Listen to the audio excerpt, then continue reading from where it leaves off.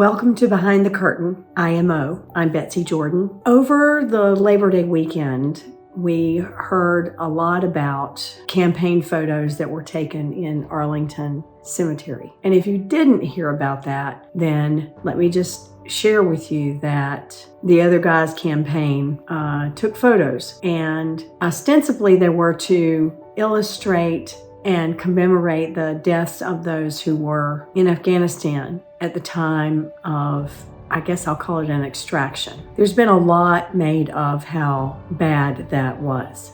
And it was there were what we'll say casualties and unintended consequences, and all of that is very sad. But the way it came about makes me think that these photographs taken at Arlington Cemetery are about as sensitive as a brick. I said brick. In 2018, which was in the middle of the Trump administration, the administration met with the Taliban and they came up with an agreement. I've mentioned this before, but it's important to mention it again because it's coming back up, only it's being twisted in such a way as to think that this was somehow something that was orchestrated or a mistake of the Biden campaign or the Biden administration. It's not. Yes, there were accidents, but would we have stopped the extraction at that time? No. So during 2018, when that meeting was held, there was an agreement that established a perimeter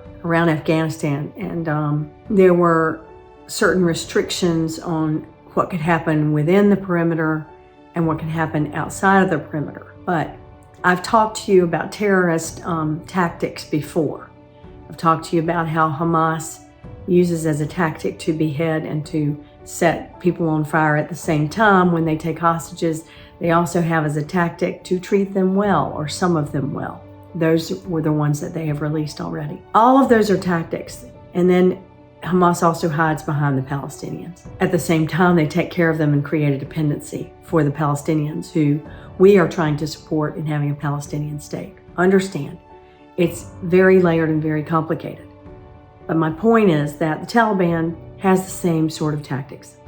On the one hand, they will treat people well as a tactic, depending on whether it serves their purposes. On the other hand, they will also behead them in front of television cameras. Well, what they were doing was they were coming within the perimeter, killing innocents, and then going back outside the perimeter. And then the Afghanis could not get to them, of course, because they weren't supposed to do that outside the perimeter. But also, when the administration met with the Taliban, this is the Trump administration, when they met with the Taliban, they did not have any Afghanis present. And at the time, the Afghanis had a democratic government, right? So what was happening is they were being excluded from meetings that involved them, that actually had everything to do with them. So if you can imagine a long period of time where the Taliban sneaking in, killing people, women, children, innocents, civilians, and then sneaking back out, they were having trouble recruiting anyone to fight for them. They lost 40,000 troops. Unnecessary deaths, unbelievably unnecessary deaths, but the Taliban was taking over.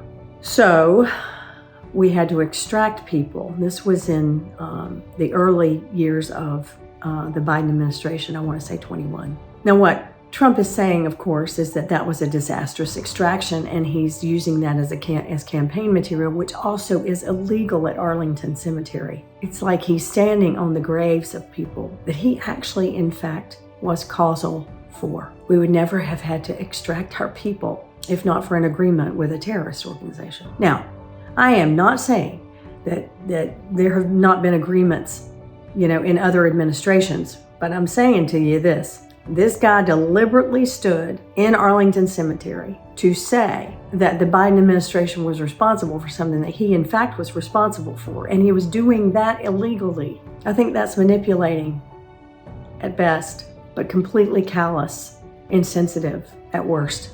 So this is Behind the Curtain, in my opinion. Thank you very much for being here.